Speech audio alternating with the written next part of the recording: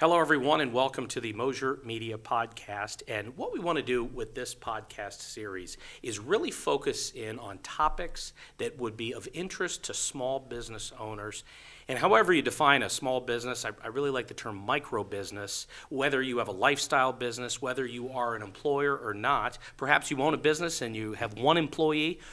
I want to use this podcast and all of the resources we have to bring on the really smart people in my life who have helped Mosier Media grow to be the enterprise that it is. I'm very lucky to be surrounded by an impressive collection of very bright professionals, and they have a lot to offer anyone trying to run a small business and especially trying to navigate the world of digital marketing, website design and development, SEO, all of these things that quite honestly are perhaps frustrating for small business owners. So our guest today here in the studio, Sam Siebert from Siebert Advertising. Hello, Dan. Thank you so much for coming down for the Mosier Media Podcast. Thank you for having me. And Sam and I have worked together for the first 5 years out of college at Ohio University. That, I started as an intern when I was still in high school in 2006. That's right.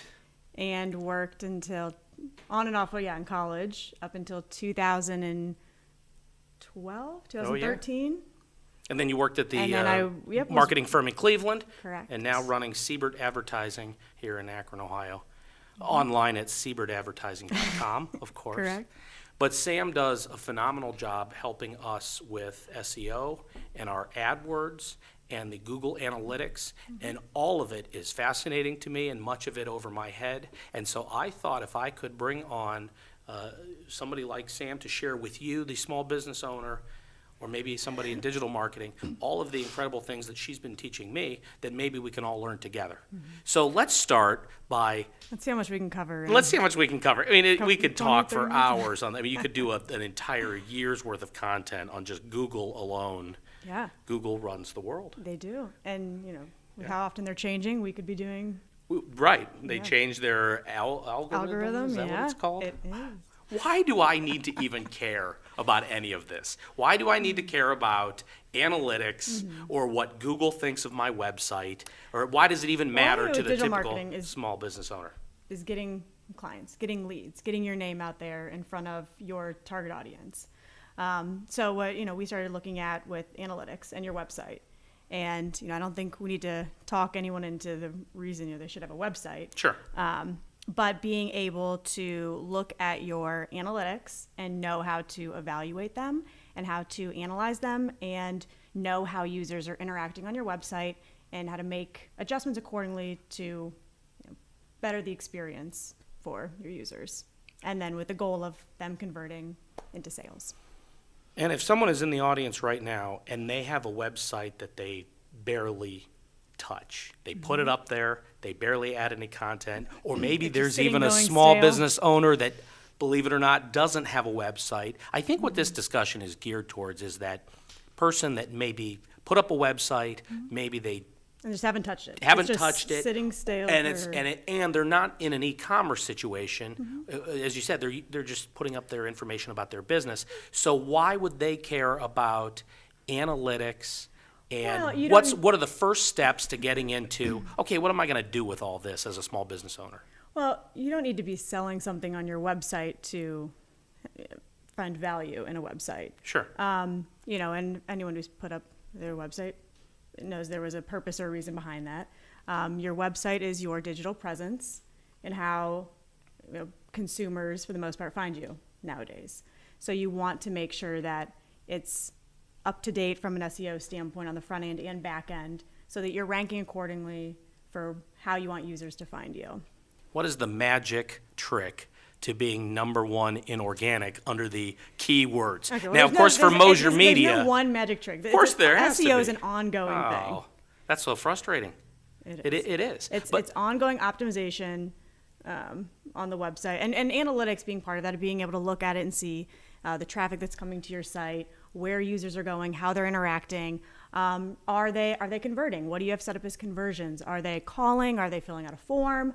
Are they downloading a PDF? What are they doing that shows? Or are they going to your website and then just leaving? Correct. And also that would be a problem. Bounce rate. And right. That's something you're able to see in your analytics to see if users are coming to your site, not finding it, very valuable and leaving right away, which would be your bounce rate. And the higher the bounce rate, the more Google looks at your site as, maybe less credible or less relevant to those searches, and therefore it'll affect your search ranking. In thinking through what your strategy should be with your website as a small business owner, how important are keywords? How important is it to identify the keywords that are related to your business? And how possible is it that the business owner thinks of different keywords than the customer might? Well, it's definitely a factor in setting up the different pages on your website. So, looking at the titles and the meta descriptions and, what keywords you have in place, and then being able to look at exactly how you're ranking on certain key terms. And then, that's where AdWords could come in. If you're not ranking for something and either you need to get found more or you have a promotion going, then you can look at tools like AdWords that help you get found for those searches. And while the SEO is taking time Google's taking time to crawl your site and help boost your SEO over time. So how long should it take Google to find your new website? Well, I mean, you can have them have them index and crawl the site, but it doesn't mean you're going to get ranked right away. I mean, that's going to take time to do. But to get ranked in the organic search results, somebody goes and Google's looking for something. If you're a moving company, somebody moving company Akron, Ohio, and then if in the first month or 2 or 3 that you've been doing some web work and getting your website going, if you're not ranking at all, if you're on page 10 or not showing up at all, how long should you expect that it takes Google to really start letting you trickle up to the top? You have to just keep an eye on over time. But anymore, depending what industry someone's in, Google now has their Google Local Services, which is their response to competing with Yelp and Angie's List. And that will be placed above the ads and above the map, which will affect organic over time of pushing that down farther and farther. And you'll only have a few results before they're all, funneling to page 2 and 3, et cetera. So there's some things that Google's coming out with that you'll want to keep an eye on, whether you're ranking great organically or not, to help users find you.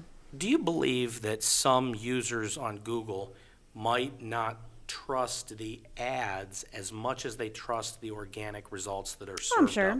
Is there something to that? Is it better to rank organically number one than it is to spend all this money on AdWords? If you're ranked number 1 organically, then It's free. it's great. Yeah. And speaking of free, And being on the map too, knowing your placement. you got to be on the on map. the And map setting and up all this stuff. And speaking of Google and having the analytics and having the keywords and everything like that, it is free to set up your Google Analytics. You have to pay Correct. somebody who knows what they're doing to set it up for you. Yeah, But if to you don't link know. your website to Google Analytics is free. It's just installing code on the website. And what is that reporting from Google worth? What is that all about?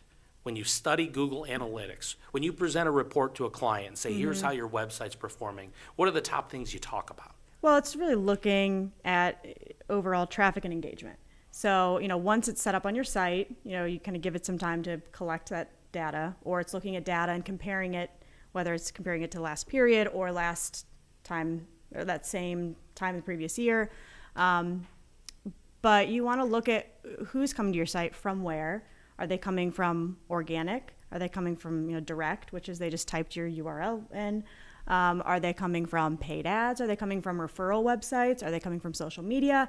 And you can see where traffic's coming from and then how those users are interacting on your website, and device as well. If you have a high number that's coming from desktop and maybe you have a high bounce rate on mobile, maybe it's time to look at fixing your mobile Maybe site. your site doesn't show up very well on a phone, so people cut out of it. So what, if it's a responsive site, what's causing users to leave? Or if it's not, then that's something you should look at.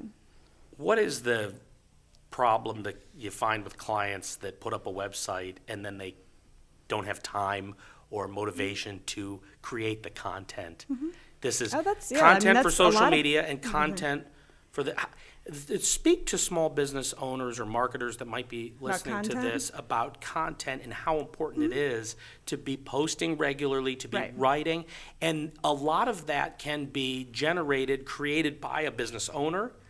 This is where you could put sweat equity into your business if you can write things yourself or do your own content. Well, and content doesn't always mean writing. So content creation is a big part of keeping your brand in your name fresh and relevant. So it could be writing a blog post. It could be creating a video. It could be creating an infographic. I mean, there's a lot of ways that you can put information out there about your brand or your company without you having to sit there and, write a whole article. Sure. Or you could maybe just top 10 tips of your company, or maybe it's just news going on in your industry. So it's important to look at what the purpose is of the information you're putting out there, who's going to be seeing this information, and make sure that's informative and there's some sort of interest to it of why Sure. people should care about this information you're putting out. And that's where you could sit down with, a marketing executive and figure out what content should I be creating and on what platforms. Now, most of us that work in, of course, in video production or in digital marketing or web development, we're working for clients that are looking for customers in a certain geographical area. Yep. Most of the folks, if you're going to make a cable TV commercial, then you're going to run it in Cleveland or Akron or Columbus, Ohio, and you want to just reach the people that are within 20 miles of your business. Speak to how the Facebook ads, YouTube videos, Instagram, Yeah. Google, certainly, all of these can be targeted based on the zip code or the 20 Right. miles from my business. Right. So aside from SEO, you want to get a message or information out to your audience. And looking at the different platforms you can do that on.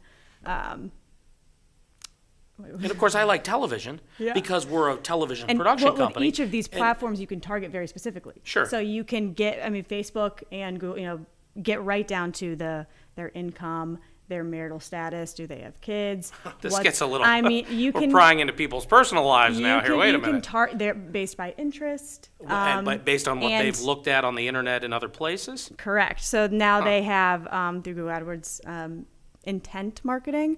So it looks at their kind of search history and search patterns to then put ads in front of those individuals that are, from Google's perspective, their intentions are to do X, Y, and Z. So an ad will be placed for them based on their search history. And then you have retargeting. If they're on a website or your website and they don't take an action, then we can send them ads that are relevant to them. Now, speak for a second. Perhaps some of the stuff we've talked about is beyond what a small business owner could afford to do given their marketing budget. Some of the retargeting things, some of those that's getting into some pretty technical stuff where you need a lot of billable hours at an ad agency with a lot of smart people doing a lot of things, maybe. But what are the things that you should be doing first on a limited budget? On that, you're an entrepreneur, you're a startup, you're on the shoestring budget. But somebody says, "Well, I want to do Facebook ads because I think that'd be cool." Well, and Or I want to do. You can't. There's clients who just say, here's $50 to try some ads. Here's $100 to see, we want to do this promotion. I mean, granted, the higher your budget, the more we're able to do with it and promote it. But if with a limited budget, you're still able to at least put that towards something. Sure. And as far as people who just don't want to start with any ads at all, and what can they be doing? Look at your platforms. How can you start engaging with people who are following you, or to get more followers, or to just start putting out information, whether it's on your website or your blog or these different social media platforms or LinkedIn, connecting with different individuals on LinkedIn to help just increase brand awareness for your company.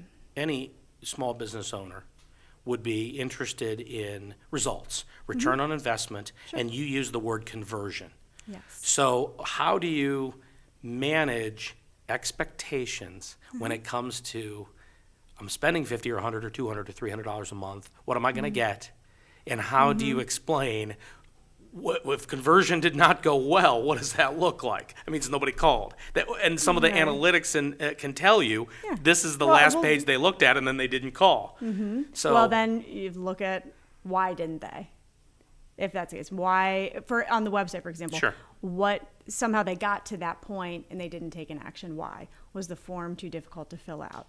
Is there a broken link on the website? What was a deterrent at that point? And again, that's where retargeting ads could come into place. Now you're targeting those individuals, but on a week later, they get a little ad from you that says, "Hey, you looked at our site. Why don't you come back?" Essentially, Well, yeah. yeah. And then on social media, managing, or for any of the paid ads, managing expectations, it's, we're able to get a good idea of what to expect with their budget and their reach and, geographically where they're targeting. Here's how much we have to spend. Here's the platform.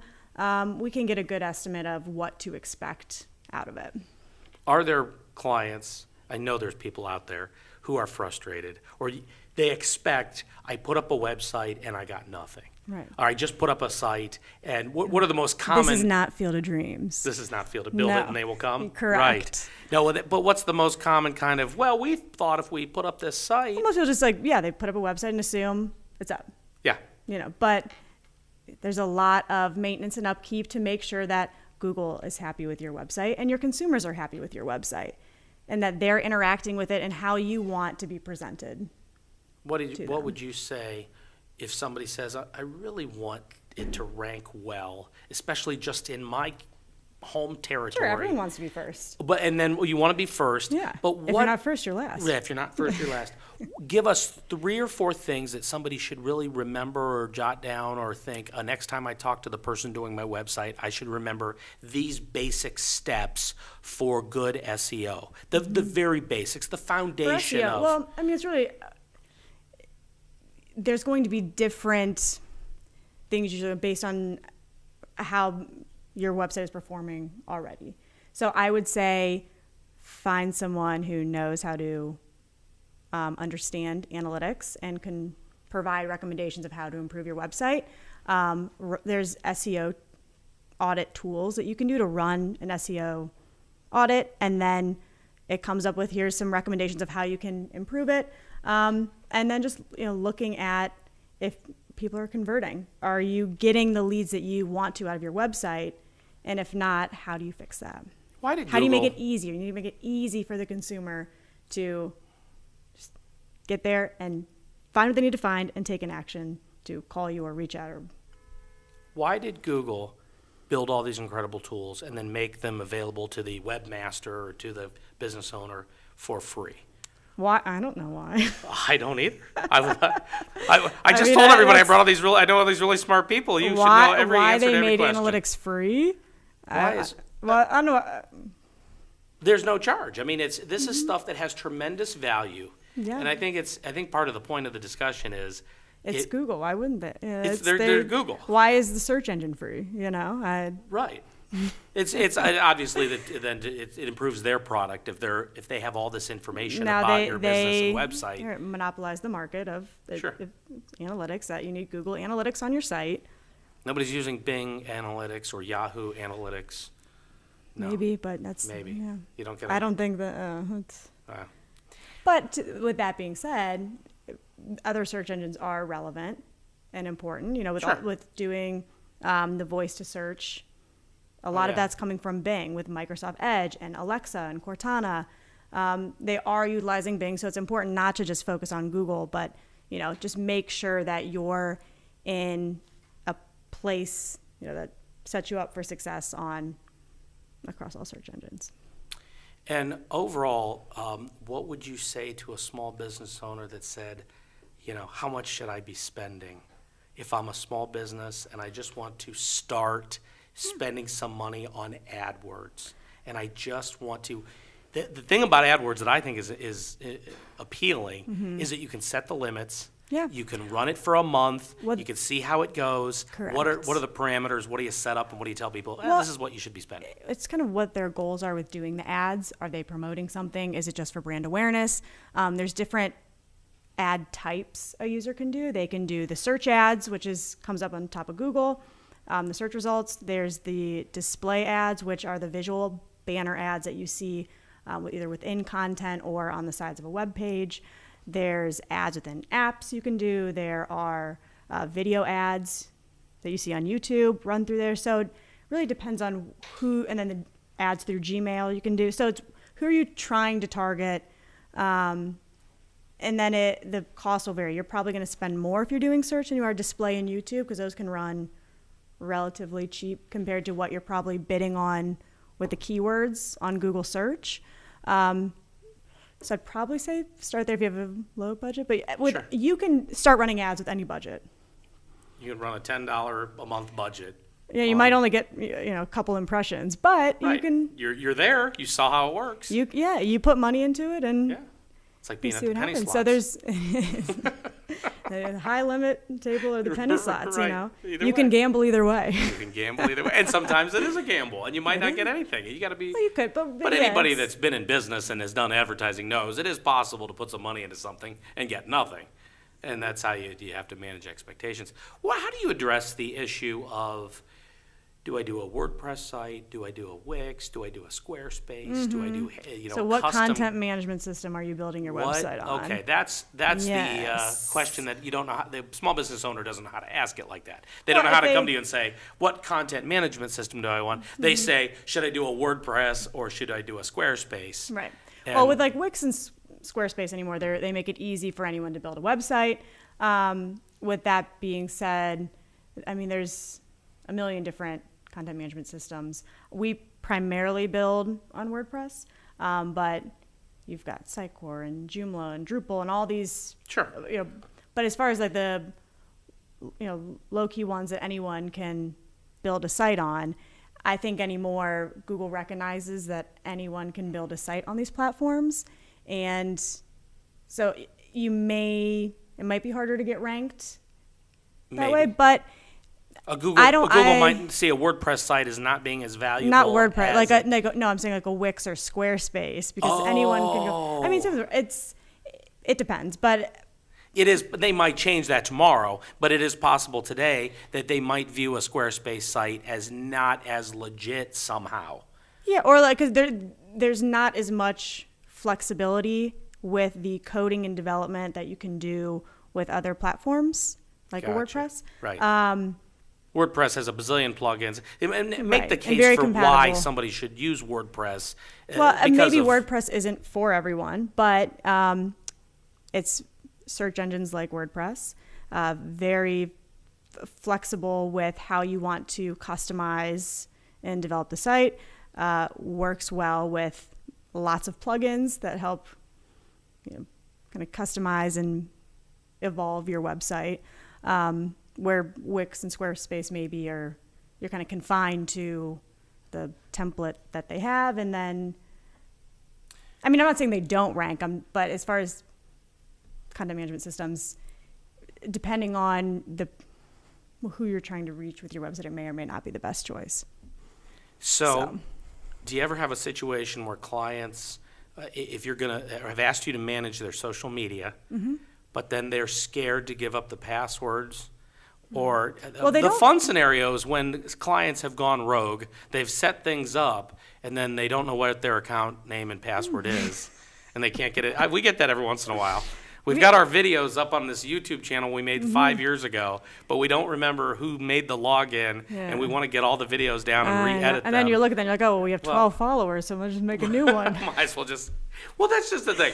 What's the point of having a Facebook or an Instagram or a YouTube channel if how do you got to market these things? Then you're in the business. You're not marketing your business. You're marketing your Facebook page now to get Well, likes. it's managing it and putting out content and engaging with people on these platforms. But your question before that about giving up passwords, usually you don't have to give up a password. You just make someone an admin, and they're able to go in there and access it without you saying my password is X, Y, and Z. Right. And usually, if you're hiring someone to do that job, usually there really isn't a hiccup of them How about a good now security, not wanting to a good give you security access. lecture for anyone getting into is, first of all, if your site gets malware, Google is going to blacklist you. They're Yeah. going to tell the world, don't go to this site, it's dangerous, even though we're just doing corporate video and TV commercials and it's a nice portfolio, but somehow now we have malware. And it turns out that the user ID of admin and the password of kitty cat was probably a bad idea. Yeah, that was a very bad idea. The password should not be password. Very bad idea. Who would do that? Who would do that? My password is kitty cat. That's not good. yeah, but then no. then your site. Why do people mean, put the it's- malware on here? It's crazy. I know. Well, why they put it on there, Who knows? But yeah, that's just about website maintenance and looking at your security and where you're hosting it and trying to take preventative measures to. But again, a small business owner needs somebody to help Right. with all of this. And we are not, Mosier Media is not in the business of website design and development. We're not in the business of marketing or digital or SEO, this, that. We are a video production company. But I have Which is learned. great for content creation. It is great for content creation, and that's driving our business. Certainly, everybody that wants to do a social media video and a Right. YouTube Now- promotional video, but I have learned a lot. And what I'm hoping with this podcast is that all of the people like you who have helped and who are teaching me and who know a lot about all of this can share this knowledge with our YouTube audience and with our audience through this podcast, and that this content could help somebody. Whether or not they call me to make a video or you to do their digital marketing and Right. SEO and And we could do analytics. 10 more podcasts on Oh, getting sure. into specifics on analytics or AdWords or social media or, Yeah. different types of content creation and marketing with video. I mean, we could talk We about have that. just scratched the surface, there is no doubt. And for those of you watching and listening, we certainly appreciate you joining us. And again, we are very early in the development of this podcast concept, but what we would like to do is bring on, like I said, the very smart people that I'm very lucky to have in my life. We're going to bring them on the program. We are going to do content related to how to figure out everything you need to know to run a small business, to get it off the ground, to keep it going, to find the motivation, to find the answers. Certainly, we don't have all the answers, We don't. but we can, again, just scratch the surface just to get you thinking about what you should be thinking about and what you should be asking your website designer, developer. Or and- meeting with a marketing consultant and just evaluating your current marketing. Yeah. And what are you doing? What's working? What's not working? What should you be doing? So you can put a cohesive marketing plan together. And I'm sure you would be happy to take a phone call. Yeah, Sam Absolutely. at SiebertAdvertising.com. is my email, is correct? your email, and the office phone number is 330-628-5595. Correct. I have it all in my head. I don't need any of these computers or databases. I don't need the contacts list. I've got it all right here. Speaking of, that's all the time we have. Thank you for watching. Thank you for being with us. And we hope that you learned just a little bit from this podcast. We hope to bring you a lot more, as I, again, invite all the really smart people that have helped Mosier Media get off the ground and keep on going onto the program. Dan Mosier, I have a question for you real quick. Absolutely. Where's the best place to hide a dead body? On the second page of Google. Thank you very much, everyone. Thank you very Have a much good for night. watching. Wow, that took me, I knew the answer to that. That took me a second. That is